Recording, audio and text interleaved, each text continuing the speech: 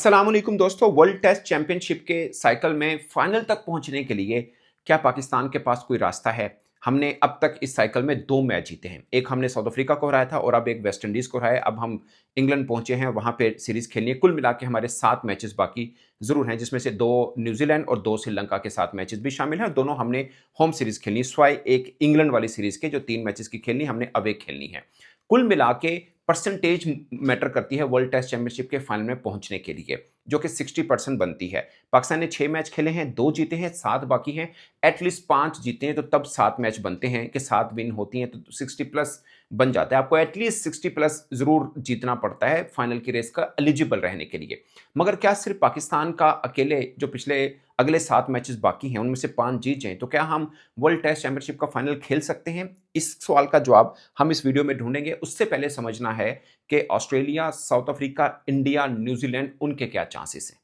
By the way हम बहुत पीछे हैं, इवन कि बांग्लादेश हमसे ऊपर है। By the way Bangladesh India से भी ऊपर है, मगर टफ सीरीज़ उनकी अब शुरू होनी है, जैसे अब वो ऑस्ट्रेलिया में खेल रहे हैं। सो उनका भी हम थोड़ा-सा देख लेंगे, मगर पाकिस्तान का क्या चांस बनता है, इंडिया का क्या है और बाकी का क्या है, वो समझना बहुत ज़रूरी है। सिंपल फार्मूला है, जिसने जितने मैच खेलने एटलीस्ट 60% जीत ज़रूरी होती है। मिसाल के तौर पर सबसे ज़्यादा वर्ल्ड टेस्ट चैंपियनशिप में जो मैच खेलने हैं, वो ऑस्ट्रेलिया ने खेलने हैं 22 टेस्ट मैचेस। पाकिस्तान के 13 बनते हैं, 10 तकरीबन 9 कम मैच हैं। अफ्रीका ने 14, न्यूजीलैंड ने 16, इंडिया ने 18, ठीक है? और पाकिस्तान 13, सिर्फ 13 मैच हैं पाकिस्तान के। 13 के भी परसेंटेज निकालने हैं आप, तकरीबन 7 जीतते हैं तो आपकी ऑप्शन बहुत रहती है। हम सिर्फ 2 जीते हैं, 7 मैच अब बाकी हैं, जिनमें से 5 जीतना ज़रूरी है। बहुत से लोगों के मन में ये भी है, अगर हम सातों जीत जाएँ तो क्या होगा? क्या हम फाइनल खेल लेंगे? क्योंकि आपने अक्सर ये बहस सुनी होगी कि वर्ल्ड टेस्ट चैंपियनशिप के फाइनल में पाकिस्तान बाहर हो गया। टेक्निकली नो, पाकिस्तान बाहर नहीं हुआ, बट रैशनली क्या हम पहुँच सकते हैं? उसके ऊपर हम ये वीडियो एक्चुअली में कर रहे हैं। मगर इसके लिए समझने के लिए बाकी टीमों का भी हमें देखना बहुत ज़रूरी है। मिसाल के तौर पे टॉप के ऊपर अगरचे डिफेंडिंग चैंपियन साउथ अफ्रीका है, मगर टॉप पे पता कौन है? ऑस्ट्रेलिया। उसकी खास वजह है, 8 में से 7 जीते हुए हैं उन्होंने। उनका भी एक बड़ा टूर आना है इंडिया का, 5 मैचेस खेलने हैं इंडिया में, उनका भी इम्तिहान आना है, बट उनका काफ़ी ब्राइट चांस है। साउथ अफ्रीका ने 4 में से 3 जीते हुए हैं। वो इंडिया से जीत के आए थे, हमारे यहाँ भी 1 मैच जीत के, एक हम जो हारे हैं वो एक हमसे ही हारे हुए हैं बाय द वे।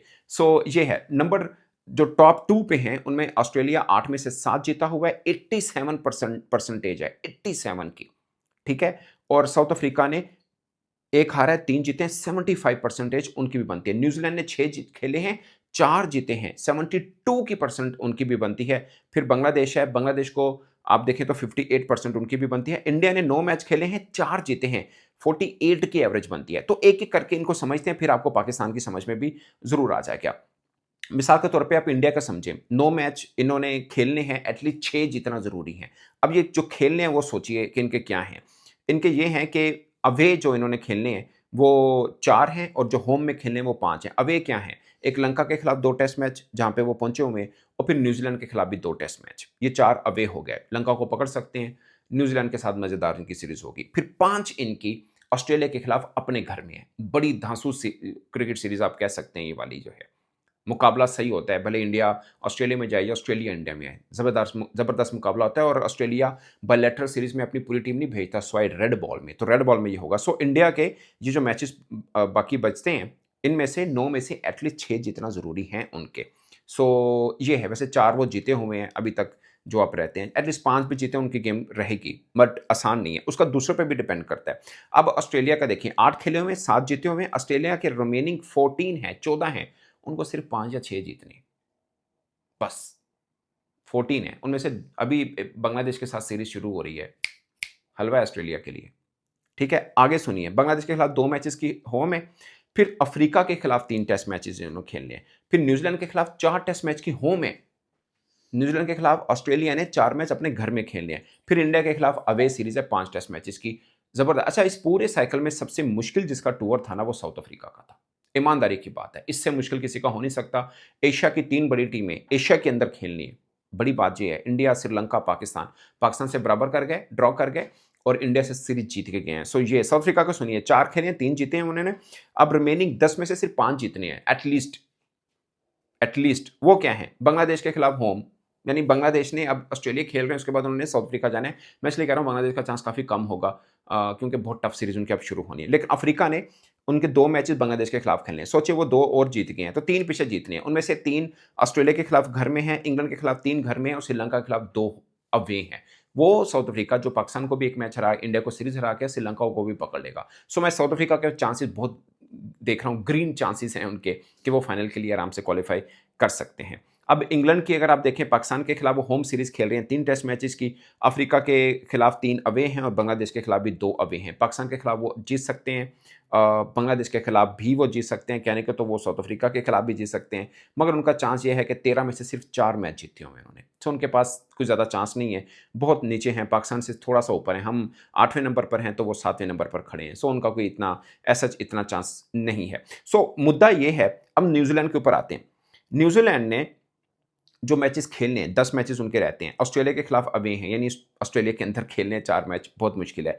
फिर पाकिस्तान के खिलाफ पाकिस्तान के अंदर यानी अवे खेलनी है उन्होंने 2 टेस्ट मैच। फिर इंडिया के खिलाफ होम, इंडिया ने न्यूजीलैंड जाना, जो मैं आपको पहले बता चुका हूँ, वो होम खेलना है। फिर लंका के खिलाफ भी अपने घर में खेलना है। सो 2 होम है, 2 अवे हैं, मगर दोनों अवे धांसू हैं। एक ऑस्ट्रेलिया में, एक पाकिस्तान। पाकिस्तान तगड़ी टीम नहीं, बट अपने घर में तो पकड़ती है ना।